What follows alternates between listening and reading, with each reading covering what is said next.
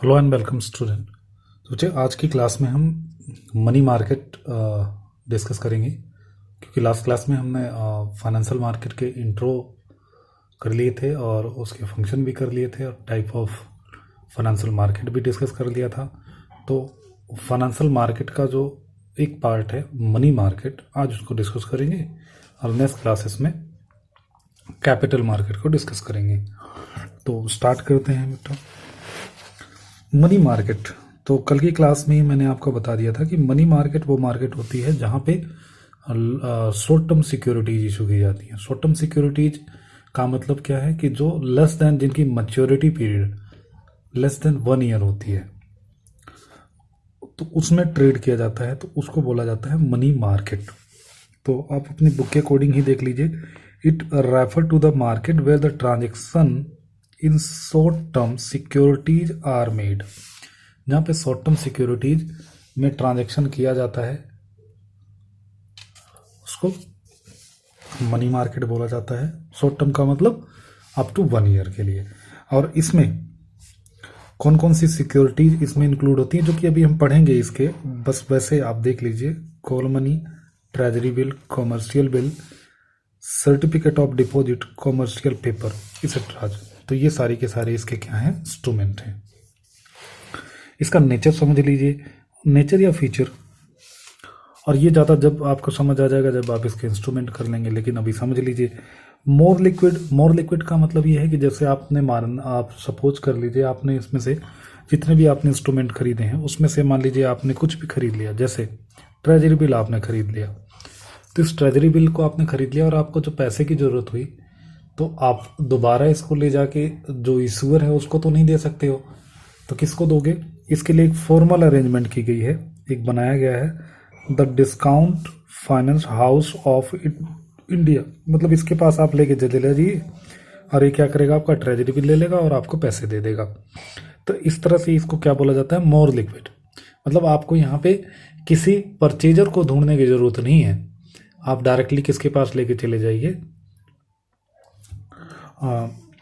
DFHI के पास लेके चले जाइए और वो क्या करेगा, आपके ट्रेजरी बिल को लेगा और आपको क्या दे देगा, पैसे दे देगा, उसका जो भी बनता है आपका। फिर अगला लो ट्रांजेक्शन कॉस्ट। इसमें ट्रांजेक्शन कॉस्ट पे कम आती है। रीजन क्या है, क्योंकि हमें इसमें ब्रोकर की ज़रूरत नहीं होती। लेकिन जो हम कैपिटल मार्केट पढ़ेंगे आगे, स्टॉक एक्सचेंज में हमें ब्रोकर की ज़रूरत पड़ती है। ब्रोकर की मदद से हम क्या कर पाते हैं, शेयर्स को खरीद पाते हैं और शेयर्स को बेच पाते हैं। लेकिन इसमें ऐसे ब्रोकर्स की ज़रूरत नहीं होती, तो ब्रोकरेज चार्जेस हमारे बच जाते हैं इस मार्केट में। अगला है शॉर्ट टर्म फाइनेंशियल एसेट्स। तो इसमें जितनी भी जो एसेट है वो सारी की सारी शॉर्ट टर्म होती हैं, शॉर्ट टर्म पीरियड के लिए। शॉर्ट टर्म पीरियड का मतलब जो लेस देन 1 ईयर के लिए होती हैं, मीन्स अप टू 1 ईयर के लिए जो होती हैं, वो सारी एसेट्स इसमें यूज की जाती हैं। उसके बाद कंसिस्ट ऑफ द मेनी सब मार्केटेड। तो मेनी सब मार्केट का मतलब ट्रेजरी बिल का अलग मार्केट होगा, कॉमर्शियल पेपर का अलग मार्केट होगा। तो ये सारे जो इंस्ट्रूमेंट हैं इनका सब छोटा छोटा अलग अलग मार्केट होता है, तो इसीलिए बोला जाता है कि बहुत सारे इसमें सब मार्केट होते हैं। Then speedy transaction. Speedy transaction का मतलब क्या होता है, इसमें जो ट्रांजेक्शन होती है बहुत स्पीड में होती है। मतलब कई बार आप टेलीफोनिकली क्या करेंगे, आपकी ट्रांजेक्शन हो जाती है, आपको किसी प्रोसेस को फॉलो करने की ज़रूरत नहीं पड़ती है। और मैंने अभी यही बताया था कि आप ये फीचर्स आपको बहुत अच्छे से जब समझ आ जाएंगे जब आप इनके इंस्ट्रूमेंट को कर लेंगे। तो हम स्टार्ट करते हैं इनके इंस्ट्रूमेंट। तो मनी मार्केट के इंस्ट्रूमेंट जो कि इंपॉर्टेंट है, ये आपके एग्जाम में आता है, ये वाला ट्रेजरी बिल। तो ट्रेजरी बिल के बारे में कुछ बातें समराइज में मैं आपको समझा देता हूँ, उसके बाद फिर आपको प्रॉब्लम नहीं होगी। तो ट्रेजरी बिल,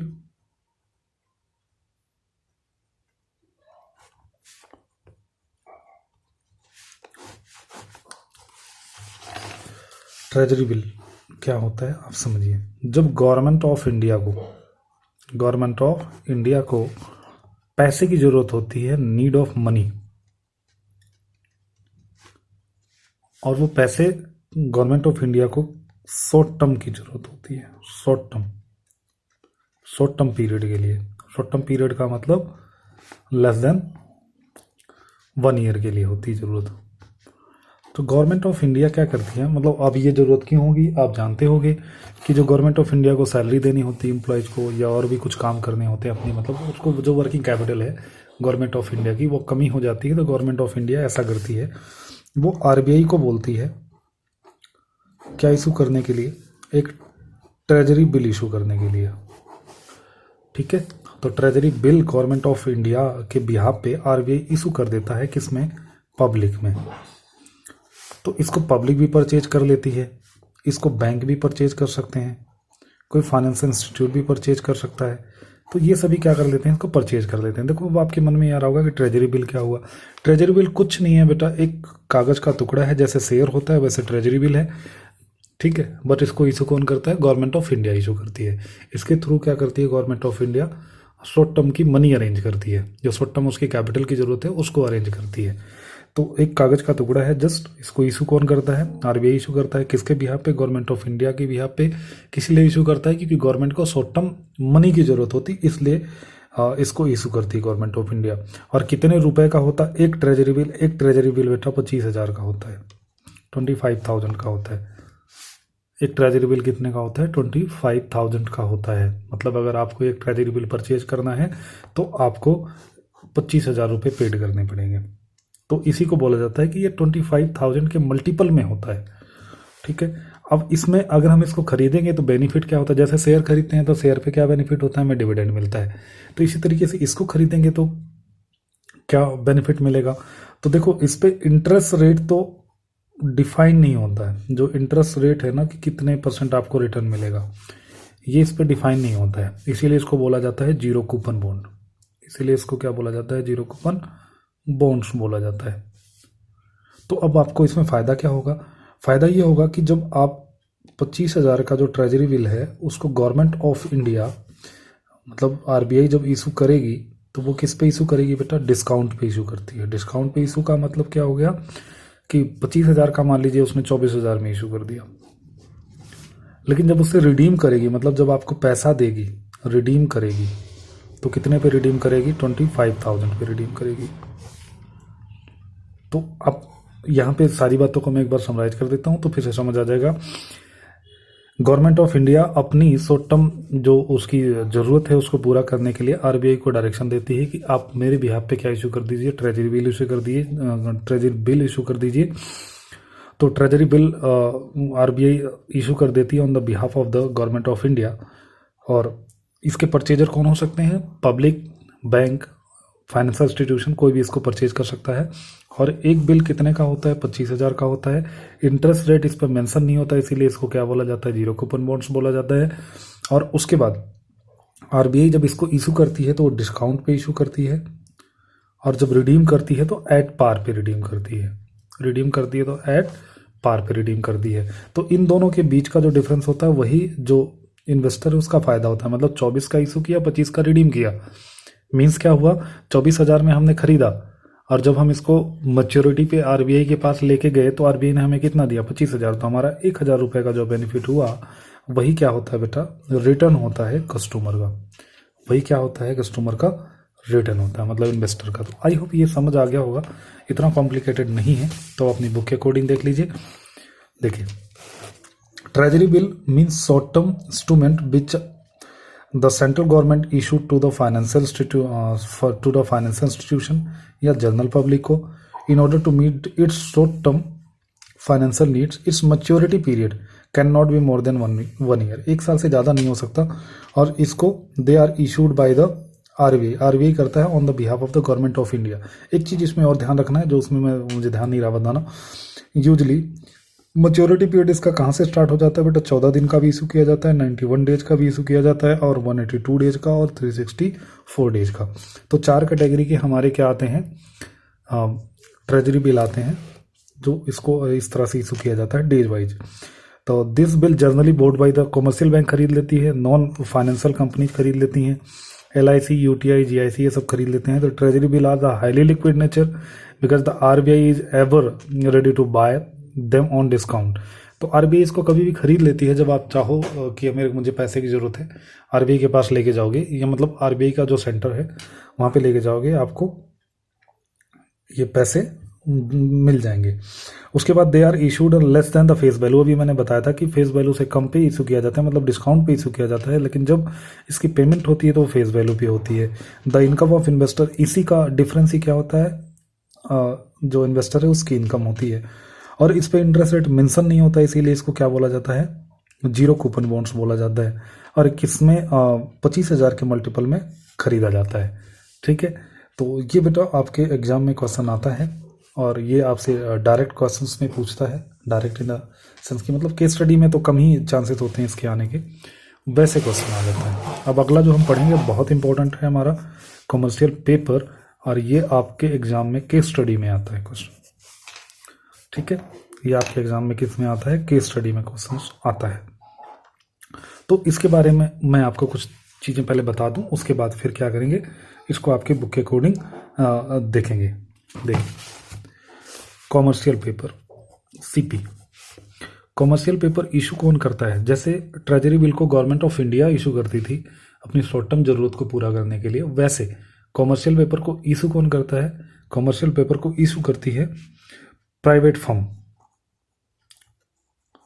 प्राइवेट फर्म या कंपनी। और कौन सी कंपनी इशू करेगी, जो लार्ज होगी, बड़ी होगी, क्रेडिट वर्दी होगी। कैसी होगी, क्रेडिट वर्दी। क्रेडिट वर्दी का मतलब मार्केट में उसकी साख है, मतलब कि पैसे वापस कर देती है, अच्छी कंपनी है, कोई दिक्कत नहीं है। क्यों इशू करेगी, अपनी शॉर्ट टर्म जरूरत को पूरा करने के लिए। क्यों इशू करेगी, अपनी शॉर्ट टर्म जरूरत को पूरा करने के लिए। खरीद कौन सकता है भाई, जनरल पब्लिक भी खरीद सकती है, बैंक भी खरीद सकती है, फाइनेंशियल इंस्टीट्यूशन कुछ भी, कोई भी खरीद सकता है इसको। ठीक है, इसका ड्यूरेशन क्या होता है, तो ड्यूरेशन होता है 15 दिन से लेके 12 महीने तक का, मतलब मिनिमम 15 मैक्सिमम 12 महीने तक का होता है। ठीक है, मिनिमम 15 और मैक्सिमम क्या होता है, 12 महीने के लिए होता है। उसके बाद कितने के मल्टीपल में इशू किया जाता है, 5 लाख के मल्टीपल पे। मल्टीपल का मतलब एक जो सीपी होगा वो कितने का होगा बच्चे, 5 लाख का होगा, 5 लाख का होगा। और सेम प्रोसेस होता है, इसको सेम प्रोसेस होता है कि मतलब इस पे इंटरेस्ट रेट मेंशन नहीं होता है, डिस्काउंट पे इशू किया जाता है और रिडीम किया जाता है एट पार पे। और क्यों इशू किया जाता है मैंने बता दिया, शॉर्ट टर्म के लिए, और किसके लिए, ब्रिज फाइनेंसिंग के लिए। ब्रिज फाइनेंसिंग का मतलब क्या होता है समझते हैं। ये सब जितने मैं कीवर्ड बता रहा हूँ ये सारे के सारे आपको हेल्प करेंगे आपके केस स्टडी में इसको फाइंड आउट करने के लिए। ब्रिज फाइनेंसिंग का मतलब आप जानते हो कि जब कंपनी शेयर इशू करती है तो उसको बहुत ज़्यादा फ्लोटेशन कॉस्ट पे करनी पड़ती है। फ्लोटेशन कॉस्ट का मतलब जो इशू कॉस्ट होती है वो बहुत हाई आती है। तो इस फ्लोटेशन कॉस्ट को पे करने के लिए जो पैसे कहाँ से आएंगे, जो पैसे यहीं से आएंगे सीपी से, मतलब कॉमर्शियल पेपर से। तो कॉमर्शियल पेपर से इन फ्लोटेशन कॉस्ट के पैसे को अरेंज करती है कंपनी। ठीक है, आई थिंक ये समझ आ गया होगा आपको। तो अभी आपके बुक के अकॉर्डिंग मैं इसको दिखा देता हूँ। देखिए, the commercial paper are those unsecured promissory notes which are issued by the well reputed, अभी बताया था मैंने, companies to meet the demand of the short term seasonal working capital needs. जैसे एग्जाम्पल के लिए उसने बोला, in order to expand the business company going to issue equity share the company shall have to bear heavy flotation cost, अभी बताया था मैंने आपको। the money spent meeting the flotation cost can be met by issuing the commercial paper। तो कहाँ से पैसे arrange किए जा सकते हैं, कॉमर्शियल पेपर से पैसे अरेंज किए जा सकते हैं। This source of finance known as the, इसी सोर्स को क्या बोला जाता है, ब्रिज फाइनेंसिंग। अभी मैंने आपको ये चीजें बताई थी। तो देयर बायर कौन हो सकता है, बैंक हो सकती है, इंश्योरेंस कंपनी हो सकती है, unit trust of India firm हो सकती है, जनरल पब्लिक भी इसको खरीद सकती है। लेकिन जनरल पब्लिक में क्या होता है बच्चे, इतने पैसे होते नहीं है जनरल पब्लिक के पास, तो डायरेक्टली इनडायरेक्टली ये खरीद सकते हैं। इन अदर वर्ड आप कह सकते हो कि company can directly sell the commercial paper to the buyer और can help the some agencies, take help some agencies. The minimum face value of commercial paper that is 5 lakh rupees. ठीक है, कितने में इशू किया जाता है, 15 दिन से लेके 12 महीने के बीच में इशू किया जाता है और डिस्काउंट पे इशू किया जाता है। बट इसमें कई बार ये डिस्काउंट पे इशू किया जाता है और कई बार किस पे इशू किया जाता है कि कुछ इंटरेस्ट रेट इस पे लिख दिया जाता है। तो कोई भी चीज़ें हो सकती हैं, तो किसी भी तरीके से इसको कंपनी इशू कर सकती है। तो ये 2 इंपॉर्टेंट वाले आपके थे। उसके बाद फिर आता है कॉल मनी, थर्ड इंस्ट्रूमेंट है कॉल मनी या call loan. Call money, call loan, आप सभी बच्चे इकोनॉमिक्स में आपने पढ़ा होगा CRR, कैश रिजर्व रेशो बैंकों को मेंटेन करना पड़ता है। बैंकों को क्या मेंटेन करना पड़ता है? Cash reserve ratio. तो जिसकी वजह से बैंकों के पास कई बार क्या होता है कि बैंक बहुत सारे लोन वगैरह दे देते हैं और कैश रिजर्व रेशो को मेंटेन नहीं कर पाते, मतलब उनके पास इतना पैसा नहीं होता कि वो मेंटेन कर पाए, तो क्या कर लेते हैं, दूसरे बैंक से हेल्प ले लेते हैं। मतलब मान लीजिए RBI, जैसे SBI है, SBI के पास CRR पे करने के पैसे नहीं है, क्योंकि CRR हमें RBI के पास जमा करना पड़ता है, तो उसने क्या ले लिया, PNB से लोन ले लिया। किसके लिए? CRR को मेंटेन करने के लिए। तो जब एक बैंक दूसरे बैंक से लोन ले लेता है किस पर्पज के लिए? CRR को मेंटेन करने के लिए, तो उसको बोला जाता है कॉल मनी या कॉल लोन बोला जाता है। ठीक है, तो कॉल लोन मीन्स, अब देख लीजिए, call loan means that loan documents the payment for which can be made at the short notice. बहुत शॉर्ट नोटिस में मिल जाता है। अभी हमने पढ़ा था उस पर, इसके फीचर में कि ऑन कॉल में, तो ऑन कॉल पे यही वाला बिल, यही वाला फाइनेंस आपको मिलता है, मतलब बैंक को मिलता है। आइदर बोरोवर और the lender under this maturity period कितने दिन के लिए होता है? 1 से लेके 15 दिन के लिए पीरियड होता है। 1 से लेके 15 दिन, मतलब 1 दिन के लिए लिया जाता है और 15 दिन, मैक्सिमम 15, मिनिमम 1 डे के लिए लिया जाता है। तो on this basis it can be said that the call loan is absolutely liquid. सबसे ज़्यादा लिक्विड यही होता है इसमें जितने इंस्ट्रूमेंट होते हैं। They are consider almost the equal to the cash, क्योंकि भाई 15 दिन की बात है। उसके बाद they are generally use by the commercial bank. Commercial bank किसके लिए यूज करती हैं? CRR मेंटेन करने के लिए। तो changes in CRR affect the amount of the fund available to given as loan by the commercial bank.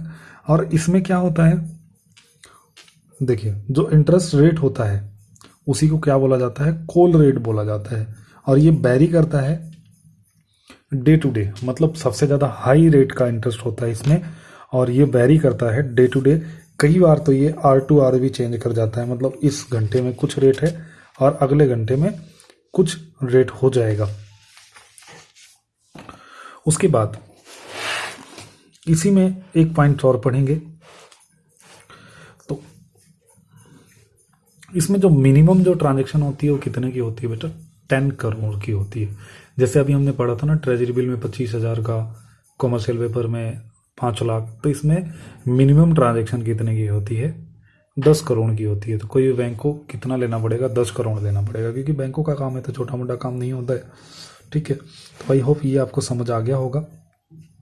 उसके बाद एक नेक्स्ट है इसमें सर्टिफिकेट ऑफ डिपॉजिट। तो सर्टिफिकेट ऑफ डिपॉजिट क्या होता है?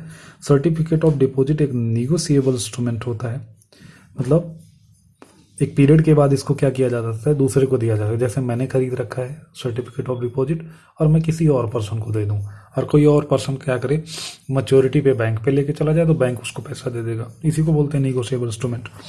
तो इशू कौन करता है बेटा? शेड्यूल कॉमर्शियल बैंक इशू करती है, एंड इंडियन फाइनेंशियल इंस्टीट्यूशन जैसे कि IDBI है, IFCI है, ICCI है, SIDBI है, एग्जिम बैंक है, ये सब इशू करते हैं। Certificate of deposit issue to the किसको? इंडिविजुअल को इशू किया जाता है। कोई एसोसिएशन है, मतलब कई पर्सन का ग्रुप है, उनको इशू कर दिया जाता है। कंपनी को, कॉरपोरेशन को, इन सबको इशू कर दिया जाता है। और फेस वैल्यू ऑफ सर्टिफिकेट और डिपॉजिट कितना होता है? 5 लाख का होता है। एक इन्वेस्टर को कितना एक खरीदना है तो कितने का खरीदना पड़ेगा? 5 लाख का। An investor has got a gate certificate of deposit of the minimum amount, मतलब 5 का एक, और मिनिमम आपको कितना खरीदना पड़ेगा? 5। मिनिमम आपको कितने का खरीदना पड़ेगा? 5 का। तो मतलब आपको 25 लाख रुपए इसमें इन्वेस्ट करने पड़ेंगे। ये बेसिकली किस लिए किया जाता है? बेसिकली इसलिए किया जाता है जब बैंकों के पास डिपॉजिट्स कम हो जाते हैं तो बैंक ये इस तरह के हथकंडे अपनाती हैं। जनरली इस पे सेविंग से, जो सेविंग अकाउंट है उस पर 3.5% का ब्याज चल रहा है, उससे ज़्यादा इंटरेस्ट देता है बैंक, इसलिए इसको लोग खरीद लेते हैं। तो कितने दिन के लिए होता है ये देख लेते हैं। Certificate of deposit issued for the period of ranging 91 days से 1 ईयर के लिए होता है। इसको भी वही सेम डिस्काउंट पे इशू किया जाता है। An investor can transfer the certificate of deposit after lapse of 45 days by the, मतलब एक 45 दिन अगर हो जाए तो आप क्या कर सकते हो? किसी को इसको इंडोर्स कर सकते हो। ठीक है। A stamp duty has to be paid on the face value of certificate. बस आपको क्या पे करना पड़ेगा, स्टैम्प ड्यूटी पेड करना पड़ेगा और कुछ नहीं, आप किसी दूसरे पर्सन को भी दे सकते हो। तो आई होप ये समझ आ गया होगा आपको। ये कौन इशू करता है, मैं समराइज कर देता हूँ इसको। कॉमर्शियल बैंक इशू, मतलब जो शेड्यूल कॉमर्शियल बैंक है वो इशू करती हैं, पब्लिक को इशू कर देती हैं, किसी इंस्टीट्यूशन को भी इशू कर सकती हैं। और एक कितने का होता है, 5 लाख का। 5 आपको खरीदने कंपलसरी होते हैं, जो कि 25 लाख के होते हैं टोटल मिला के। कितने दिन के लिए होता है ये, मिनिमम 91 डेज, मैक्सिमम 1 ईयर के लिए होता है। अगर 45 दिन हो गए आपको खरीदे हुए तो आप इसको इंडोर्स कर सकते हो। डिस्काउंट पे इशू किया जाता है, रिडीम किया जाता है एट पार पे। तो आई होप ये आपको समझ आ गया होगा। और अब लास्ट करेंगे आज का जो इंस्ट्रूमेंट है, ये है कॉमर्शियल बिल। आप सभी ने अकाउंटेंसी में बहुत बार पढ़ा होगा BR BP, बहुत बार क्या पढ़ा होगा, BR और BP। तो ये वही है। तो ये निगोशिएबल इंस्ट्रूमेंट होता है, मतलब हमने देखा था ना 11th क्लास में अकाउंटेंसी में एंट्री करी थी, हम क्या कर सकते थे, एक दूसरे को इंडोर्स कर देते थे। तो इट इज़ यूज तो क्रेडिट सेल, तो क्रेडिट सेल के लिए यूज किया जाता है। हम जब क्रेडिट सेल करते हैं तो क्या कर देते हैं, एक बिल लिखते हैं और जो परचेजर होता है उसे साइन करवा लेते हैं और अपने पास रख लेते हैं। तो सेलर मतलब जो डोयर है, ड्रोवर है, वो क्या कर देता है, एक बिल ड्रॉ कर देता है, और बायर ड्रॉ भी क्या कर लेता है, इसको एक्सेप्ट कर लेता है। तो the buyer honours the bill on due date, और जो बायर होता है फिर उसको ड्यू डेट पे पैसे दे देता है। सेलर को अगर उसके पहले जरूरत होगी तो यहाँ से बैंक से जाके इसको डिस्काउंटेड करवा लेता है। और इन शॉर्ट पीरियड जनरली ये 90 डेज के लिए इशू किया जाता है। ठीक है, तो इसके बारे में तो आप सभी जानते ही हो कि जब हमें उधार गुड्स खरीदते हैं तो हमें क्या देना पड़ता है, BP देना पड़ता है। तो आई होप ये आपको जरूर समझ आ गया होगा और आपका क्लियर हो गया होगा topic money market and function of money market और इंस्ट्रूमेंट ऑफ मनी मार्केट। तो ये बच्चे बहुत ध्यान से कर लेना, ये सब आपके एग्जाम में आएंगे। और कल की क्लास में हम कैपिटल मार्केट्स के बारे में डिस्कस करेंगे। So thank you for watching the video.